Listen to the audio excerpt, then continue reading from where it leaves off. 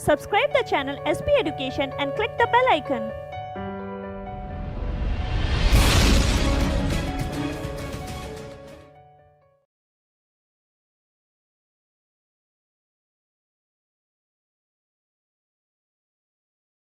Hello everyone, this is Divya and welcome to SP education.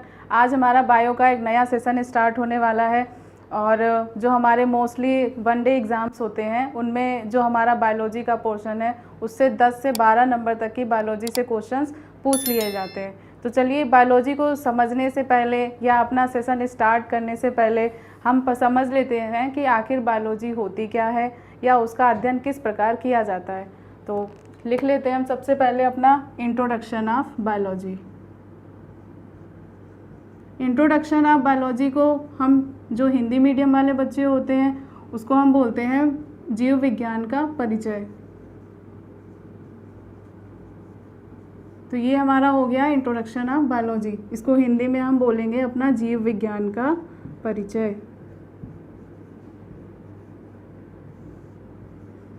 तो जीव विज्ञान का परिचय तो ये हो गया। अब आपको ये पता होना चाहिए कि आखिर ये जीव विज्ञान वर्ड कहाँ से आया या इसको सबसे पहले किसने डिफ़ाइन किया या कौन से साइंटिस्ट थे जिन्होंने ये बताया कि आखिर जीव विज्ञान होता क्या है। तो जो हमारा जीव विज्ञान होता है या बायोलॉजी है ये हमारे एक ग्रीक वर्ड से लिया गया है।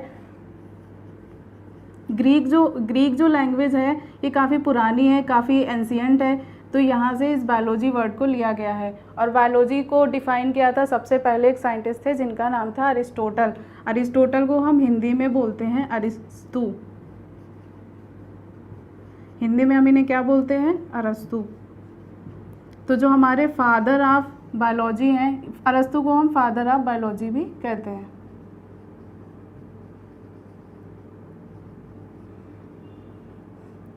तो एक बार फिर से देख लेते हैं इंट्रोडक्शन ऑफ बायोलॉजी में जो बायोलॉजी शब्द है कहाँ से लिया गया है? ग्रीक वर्ड से लिया गया है। और जो बायोलॉजी है, बायोलॉजी के फादर कौन है? हमारे अरिस्तु हैं। अरिस्तु को हम इंग्लिश में अरिस्टोटल बोलते हैं। अब हम डिफाइन कर लेते हैं बायोलॉजी को।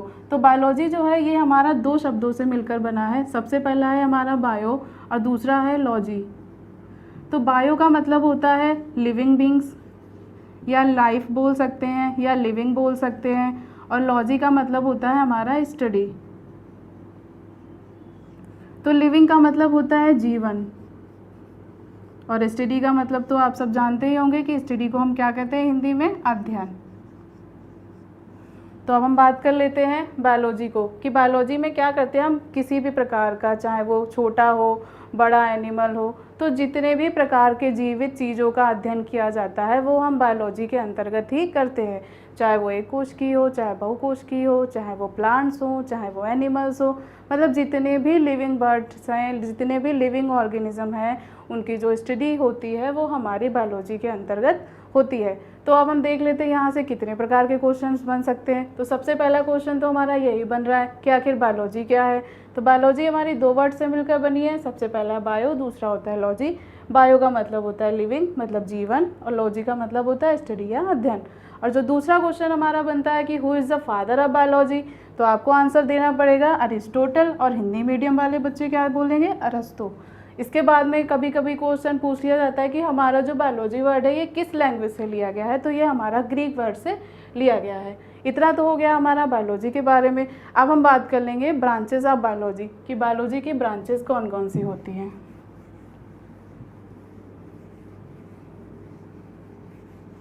आई होप इंट्रोडक्शन आप सबको समझ में आ गया होगा कि बायोलॉजी होती क्या है, इसमें किसका अध्ययन किया जाता है। अब हम बात कर लेते हैं अपने ब्रांचेस ऑफ बायोलॉजी की। ब्रांचेस को हम हिंदी में बोलते हैं शाखाएं। जो हिंदी मीडियम वाले बच्चे हैं वो क्या लिखेंगे इसमें? बायोलॉजी की या जीव विज्ञान की शाखाएं।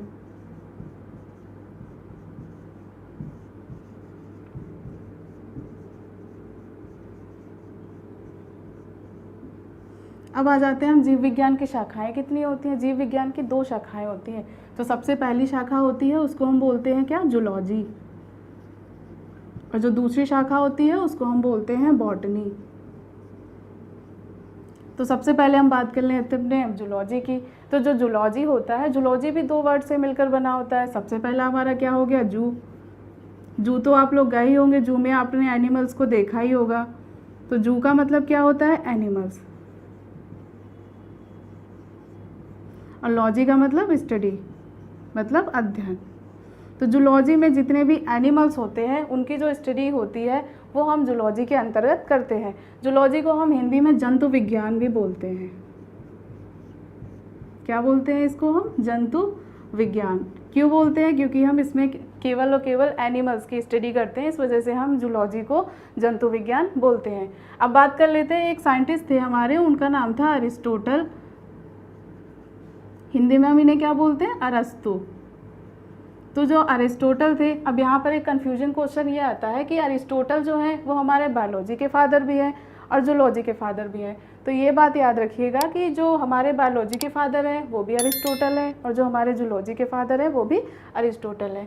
तो अरिस्टोटल ने एक बुक लिखी थी, उसका नाम था हिस्टोरिया एनिमेलिया। तो जो हमारे अरस्तु साइंटिस्ट थे, इन्होंने बुक लिखी, उसका नाम था हिस्टोरिया एनिमेलिया। इस बुक में इन्होंने लगभग 500 से 1000 एनिमल्स को डिस्क्राइब किया था। कैसे दिखाया था? बहुत से इन्होंने क्या किया था, इन्होंने 3 क्राइटेरिया को लेकर इन्होंने इस चीज़ को डिफाइन किया था। तो सबसे पहला जो क्राइटेरिया था वो था हमारा मार्फोलॉजी। मार्फोलॉजी को हम बोलते हैं हिंदी में आकारिकी। जो हमारा मार्फोलॉजी होता है, मार्फोलॉजी को हम आकारिकी बोलते हैं। आकारिकी का मतलब बाहरी स्ट्रक्चर, वो देखने में कैसा है, बड़ा है, छोटा है, पतला है, मोटा है, आंखों से दिखाई दे रहा है या नहीं दिखाई दे रहा है। तो इन सब का जो अध्ययन होता है वो हम किस में करते हैं? आकारिकी में। तो जो हमारे अरस्तु सर थे, इन्होंने सबसे पहले देखा कि एनिमल दिखने में कैसा है, उसका शेप क्या है, उसका साइज़ क्या है, उसके अकॉर्डिंग उन्होंने एनिमल्स को अपनी बुक में जगह दी। और जो दूसरा हमारा क्राइटेरिया था वो था एनाटॉमी। जो हमारा एनाटॉमी है, एनाटॉमी में क्या किया, जब इन्होंने देख लिया बाहर से कि बाहर से देखने में कैसा है, उसके बाद में इन्होंने क्या किया, उसका जो इंटरनल स्ट्रक्चर था, आंतरिक संरचना थी, उसकी जो अध्ययन की जाती है वो एनाटॉमी के अंतर्गत की जाती है।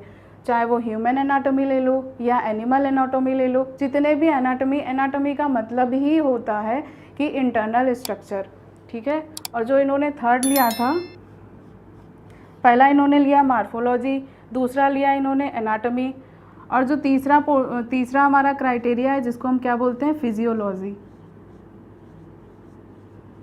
फिजियोलॉजी को हम हिंदी में बोलते हैं कार्यकी। तो जो हमारे अरस्तु सर थे, इन्होंने सबसे पहले जो एनिमल्स के 3 क्राइटेरिया को डिफाइन किया। सबसे पहला जो हमारा क्राइटेरिया था, सबसे पहला क्राइटेरिया क्या है हमारा? मार्फोलॉजी। मार्फोलॉजी का मतलब क्या था? बाहरी संरचना, बाहरी स्ट्रक्चर। उन्होंने देखा कि वो दिखने में कैसा है, उसके बाद उन्होंने उसका इंटरनल स्ट्रक्चर की स्टडी की कि वो अंदर से कैसा है, उसके ऑर्गन्स कैसे काम कर रहे हैं, उसकी बोन्स कैसी हैं, उसका हार्ट कैसा है, उसका लीवर कैसा है। बहुत से ऐसे एनिमल्स होते हैं जिनमें जो हमारे इंटरनल ऑर्गन सिस्टम होते हैं वो होते ही नहीं हैं, तो उन सारी चीज़ों को लेकर इन्होंने डिफ़ाइन किया।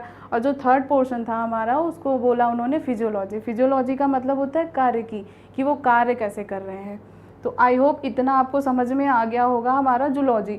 तो यहाँ पर हम देख लेते हैं कि किस तरीके के यहाँ से क्वेश्चन हमारे पुटअप हो सकते हैं। तो यहाँ पर पूछ सकते हैं कि जैसे जो हमारा जूलॉजी है, जूलॉजी होता क्या है? तो एनिमल्स की स्टडी जूलॉजी के अंतर्गत की जाती है। जूलॉजी के फादर कौन है? अरस्तु हैं। और जो अरस्तु ने कौन सी बुक लिखी? तो अरस्तु ने जो बुक लिखी उस बुक का नाम था हिस्टोरिया एनिमेलिया। फिर उसके बाद में पूछ दिया जा सकता है कि आकारिकी क्या होती है? आकारिकी का मतलब होता है कि बाहरी स्ट्रक्चर का अध्ययन करना, मतलब study of external structure of any body. अब यहाँ पर हम बॉडी की बात तो नहीं कर सकते हैं, जैसे हम फिजिक्स पढ़ते हैं, केमिस्ट्री पढ़ते हैं, वहाँ पर बॉडी डिफाइन कर दी जाती है। तो यहाँ पर हम बात करेंगे लिविंग ऑर्गेनिज्म की, या केवल ऑर्गेनिज्म की बात कर सकते हैं। आकारिकी हो गई। इसके बाद में आता है हमारा एनाटॉमी। एनाटॉमी में क्या करते हैं, इन्होंने इंटरनल स्ट्रक्चर को डिफाइन किया था। तो एनाटॉमी में क्या होता है? Study of internal structure of any organism. उसके बाद आती है फिजियोलॉजी। फिजियोलॉजी में क्या होता है? कार्यकी, कि वो जो ऑर्गन्स हैं, वो जो बॉडी है या वो जो ऑर्गेनिज्म है वो किस प्रकार से कार्य कर रहे हैं। अब हम बात कर लेते हैं अपनी बॉटनी की। तो जितने भी एनिमल्स होते हैं वो लाइव रहने के लिए जीवित रहने के लिए किस पर डिपेंड होते हैं? प्लांट्स पर डिपेंड होते हैं। और जो प्लांट्स होते हैं हमारे, ये क्या होते हैं? हमारे प्रोड्यूसर होते हैं, मतलब फोटोसिंथेसिस करते हैं, प्रकाश संश्लेषण करते हैं और भोजन बनाते हैं। तो ये तो बाद में समझाते हैं, अभी हम बात कर लेते हैं अपना बॉटनी की। तो बॉटनी में हम किसका अध्ययन करते हैं? पौधों का, जो हमारे प्लांट्स होते हैं, क्योंकि हमारे प्लांट्स जो होते हैं वो भी लिविंग होते हैं, उनमें भी लाइफ होती है। तो जो पौधों का अध्ययन किया जाता है वो किसके अंतर्गत किया जाता है? बॉटनी में। तो बॉटनी में पौधों को तो बहुत कम डिफाइन करते हैं, पौधों को हम यहाँ पर पादप बोलते हैं, पादप विज्ञान। क्या बोलते हैं हम इसको? पादप विज्ञान। और बॉटनी को हम क्या बोलते हैं? वनस्पति विज्ञान।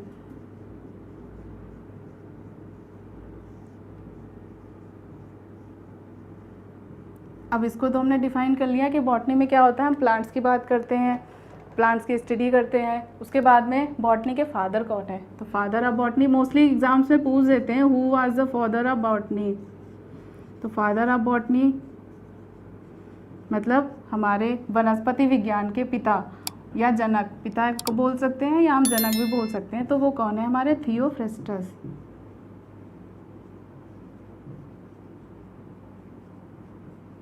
हिंदी में भी हम इनको थियोफ्रेस्टस ही लिखते हैं।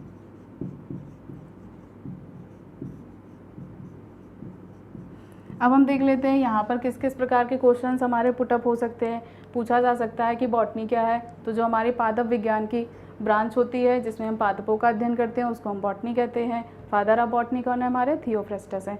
थियोफ्रेस्टस सर ने भी एक बुक लिखी थी, उस बुक का नाम था, इन्होंने तो हिस्टोरिया एनिमेलिया लिखी थी अरस्तु सर ने, और जो हमारे थियोफ्रेस्टस थे इन्होंने एक बुक लिखी थी, उस बुक का नाम था हिस्टोरिया प्लांटेरम। इस बुक में इन्होंने क्या किया था? लगभग 500 से ज़्यादा स्पीसीज़ का वर्णन किया था। हमारे जो प्लांट रिलेटेड स्पीसीज़ होती हैं उनका इन्होंने इस बुक में वर्णन किया था। इसी वजह से हम इन्हें क्या कहते हैं? फादर ऑफ बॉटनी कहते हैं। तो ये तो हमारा हो गया बॉटनी।